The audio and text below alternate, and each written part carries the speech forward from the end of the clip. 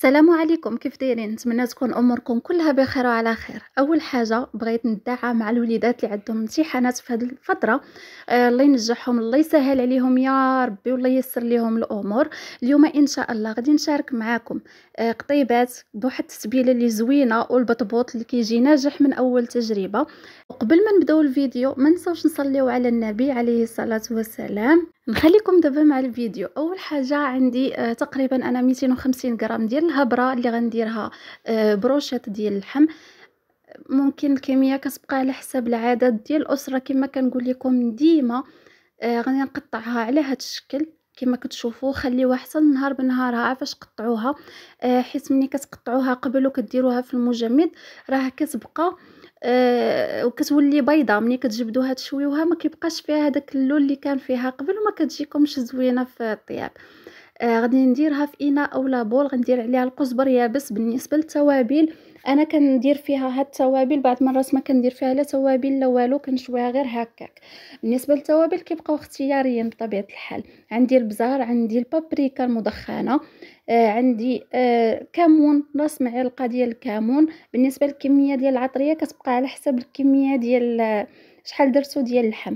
عندي معلقه ديال الملح عفوا، وعندي معلقه ديال الخل اللي كيفتي لينا اللحم وكيطيب بالزربه. عندي الربيع اللي ما فيه لا، انتم عارفيني انا كندير الربيع كندير فيه الثومه، هذا ما فيهش الثومه. البروشيط ما كيبغيش الثومه. صافي كنخلط المكونات مزيان. بالنسبه لهاد العمليه ممكن ديروها قبل بحال هكا بساعه ولا بساعه ونص وتخليوها باش داك اللحم يشرب التوابل. صافي غادي نزيد عليه شويه الخرقوم اللي نسيتو، الخرقوم البلدي بطبيعه الحال. غنعاود نحرك المكونات. بالنسبه للتوابل الا بغيتو نخليهم لكم في صندوق الوصف اولا مثبت في اول تعليق.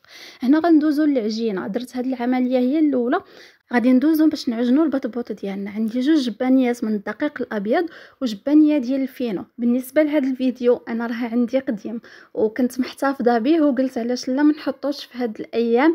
واخا ما كاينش العيد الكبير، علاش لا ما نفرحوش وليداتنا بهاد القطيبات. صافي غندير معلقه ديال الخميره الفوريه وندير شويه ديال الملحه، وغندير خميره الحلوى، معلقه ديال خميره الحلوى تقريبا 10 غرام. صافي غنخلط المكونات مع بعضياتهم وغادي نديرهم يتعجنوا. بالماء يكون دافئ ماشي بارد، حيت حنا دايرين الخميره. ملي كيكون ما دايرينش الخميره ماشي مشكل الا درنا الماء بارد. نخلط المكونات مع بعضياتهم مزيان مزيان حتى ينسجموا ليا، وغنحطهم فوق سطح العمل. وغندير معاهم معلقه صغيره ديال الزبده نوعيه ممتازه تكون بحراره المطبخ، وغنبدا نعجن بهم على هذا الشكل تقريبا شي 2 دقائق او 3 دقائق. الا كان عندكم العجانه راه بطبيعه الحال ممكن تعجنوا بها. انا ما كنبغيش ندير لكم على عجانه حيت كاينين بعض الاخوات اللي ما عندهمش وكنبغي نسهل عليهم الوضع. صافي هنايا كنحس بالعجينه انسجمت ليا مع بعضياتها، واللي ما فيها مدلك راه ممكن تخليها تخمر 2 مرات او 3 المرات، ما تخافش منها. اللي ما فيها مدلك غير تجمعها ينسجموا المكونات وديرها في الكوكوط اولا في شي اناء وتخليها تخمر راسها. صافي هنايا غادي نقطعهم كرات اللي يكونوا متساويين باش نشكلوا منهم بطيبيطات اولا بطبوط. يعني حنا ما دايرينش بطيبيطات صغار، دايرين بطبوط كبير تبارك الله. غنشكلهم كرات كما قلت لكم وغنخليهم على جنب. غادي نوريكم باش غادي نطلقهم. بالنسبه لي انا غادي ندير الفورص معاه شويه ديال الفينو. ممكن نتوما ديروا سوا الفورص سوا الفينو اولا ديروا اللي درت انايا كما كتشوفوا. غنطلق ندير شويه ديال الفورص ونبدا نكور في الكرات ديالي على هذا الشكل بحال الخبز العادي. وغنخليوهم على جنب. هنا راه العجينه خاصها تكون مرخوفه شويه، ما مرخوفاش بزاف وما تكونش قاصحه باش تعطيكم الطوع بالزربه. واللي اول مره كتصادف القناه مرحبا بك حبيبتي، ما تنسينيش من الدعم ديالك والاشتراك بطبيعه الحال الا كان كيعجبك المحتوى ديالي.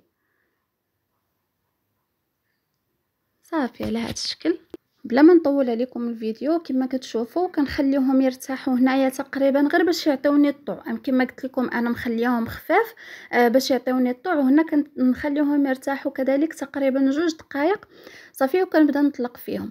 بالنسبه ليا انا كنبغي نسهل عليا الوضع، كنطلق بمدلك. نتوما الا بغيتوا تطلقوا بايديكم ممكن، بغيتوا انا ما كنبغيهمش يكونوا معجنين بزاف من الداخل، كندير المدلك وكذلك كيساعدني انني نسالي بالزربه. صافي هنا كذلك كندير شويه ديال الدقيق والفينو والفورص، وكنبدا نطلق في العجينه ديالي على شكل دائري. وإلا بغيتو ديروهم صغيورين وتشكلوهم على شكل اوفال ممكن كذلك. بالنسبه لي انا في هذه المرحله كنخليوهم يرتاحوا تقريبا 10 دقائق وكنبدا نطيب فيهم. كاين اللي كيطيبوا نيشان، مي ما كيتنفخش، ضروري خاصو هو يرتاح شويه عفاش يطيب.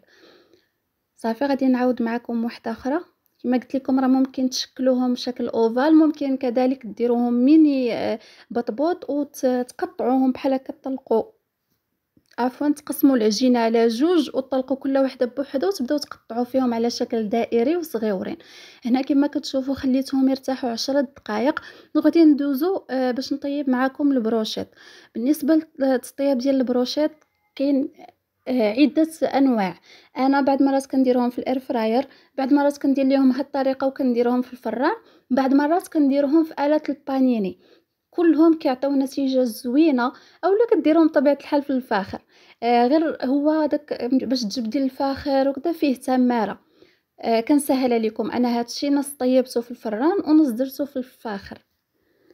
المهم كما قلت لكم راه ممكن طيبوه في آلة البانيني، ممكن ديروه في الاير فراير. اللي متوفرين عندها هاد الالات راه كيسهلوا المأموريه بزاف بزاف. عوض ما تشعلي الفاخر وديري داكشي فيه شويه ديال تماره، ماشي مشكل، نسهلوها على راسنا. واللي بطبيعه الحال باغي يشم الريحه راه يدير الفاخر. صافي هنا كما كتشوفوا كنخشيهم في قطيبات. وبالنسبه لهاد السندويتشات اللي غادي نصاوب معاكم، راه كاين اللي كيديرهم بصدر ديال الدجاج وكيديهم بحال هكا النزهه اولا البحار اولا غادي لشي بلاصه راه كيديهم معاه. بالنسبه لطريقه الطهي انا كندير شبكه بحال هكا وكندير تحت منها لاطه وكنديرهم حدا العافيه الفوق وكنبقى نقلب فيهم. كنخشيهم مره كنقلبهم باش ما يتحرقوش ليا وطيبوا ليا متساويين. بالنسبه اللي غادي ندير فوق الفاخر درت عليهم شويه ديال الشحمه ديال الكلوه باش تعطينا شويه ديال الريحه في الدار. بالنسبه كما قلت لكم انا هذا الفيديو راه عندي قديم، اللي عارف فيديوهاتي جداد راه ما فيهمش هاد الرخامه، حيت هذا الفيديو ديجا كان عندي من الدار الاولى. كما كتشوفوا هنا شعلت الفاخر ودرتهم، كانت شوايه عندي اللي كنشوي بها ما عرفتش فين تجلات ليا ودرتهم نيشان فوق المجمر نيشان. كما قلت لكم هذا الفيديو كان عندي قديم، وهذا العام راه ما دايرين حتى شي حاجه، ما شارين لا عيد لا حتى شي حاجه الحمد لله. اعوام طويله وكاين الله يحسن العوان، كاين اللي ما عندوش باش يشري الله يحسن العوان. بالنسبه لهذا اللي كان في الفران كما كتشوفوه راه كيجي فتي وكيجي زوين زوين بزاف. حنا بغينا نذوقوا فيه هذيك النكهه ديال الشوا. غادي نديرهم في هذا الاناء كما كتشوفوا. والله الا جاو بحال يعني جاو بحال شاوياهم. وكنهز الفاخر من البلاصه اللي كنت كنشوي فيها في الاول من المجمر، وغادي ندير بابي الومنيوم، غنخوي شويه ديال الزيت وغادي نسد بالزربه، غادي نسد باش هذيك الريحه اللي كتخرج ليا من الفاخر يشم هذاك القطبان، يشموا هذاك القطبان. صافي وكنحل عليها، راه حتى هما جاو بحال انا ما بقيتش يعني ما عرفتش انا هما اللي طيبت، مع ان كاينه الشحمه ملي كتذوقيهم كتشوفيهم بحال. صافي هنا من بعد ما دازت هذيك 10 دقائق انا راه كانت ايد هنا وايد هنا، غير ما كنبغيش نبقى نخربقكم حتى نتوما، كنجمع لكم كل حاجه بوحدها. صافي هنا غير كنحط البطبوطه ديالي كنبدا نقلب فيها. هاد العمليه كتساعدها انها تجي مفشفشه من الداخل وتنفخ بالزربه. صافي كنبقى نقلب في البطبوط ديالي كل 10 ثواني اولا كل 15 ثانيه كنقلب. وما بين تطيبه وتطيبه راه كنمسح المقله باش هذاك الدقيق ما يتحرقش ليا ويوسخ ليا البطبوط ديالي، باش يجيكم بطبوط متول وزوين. صافي راه يعني هاد العملية كتبقاي إلا كان عندكم مقلة أخرى ولا درتو البطبوط صغير وكانت عندكم مقلة كبيرة راه غتقدكم المقلة. أنا تبارك الله درتو كبير. ما بغيتش نقطع معكم المراحل، قلت نخليها يعني كطيب قدامكم، مع انني مسرعه الفيديو باش ما نضيع معكم حتى شي لقطه وتشوفوه كيفاش كيجي ناجح. صافي هنايا كما كتشوفوه راه كيبدا يتنفخ، انا راه غير مسرعه الفيديو هنايا. كيبدا يتنفخ وكيجي مفشفش من الداخل وزوين زوين بزاف. كنتمنى انكم تجربوه، واللي جربته تخلي عليا في التعاليق. وفضلا وليس امر، اللي اول مره كتصادف في القناه كما قلت لكم قبيله ما تنسينيش حبيبتي، راه كتنساو ليا الجيم بزاف. هنا الا ما بغيتوش يجيكم معجن من الداخل اولا بغيتوه يجيكم محمر كامل، حطوا عليه مقراج اولا كما درت انايا. مهم نتوما راه تبارك الله راه صافي هنا كما كتشوفوا حليته معكم من الداخل كيجي زوين. واخا كنجمعوا ما بين ايديا ما كيوقع عليه حتى شي حاجه.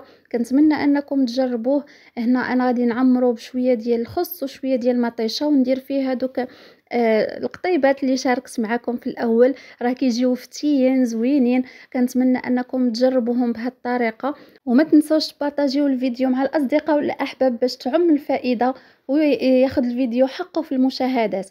هنا كيكون سال الفيديو ديال اليوم نوريكم البطبوط كيفاش كيجي من الداخل، كيجي مهوي زوين بزاف. كنتمنى تجربوه، واللي مبتدئه هاد المكونات اللي كنعطيكم وهاد الطريقه اللي كنعطيكم راه اي حاجه تنجح لكم من اول مره.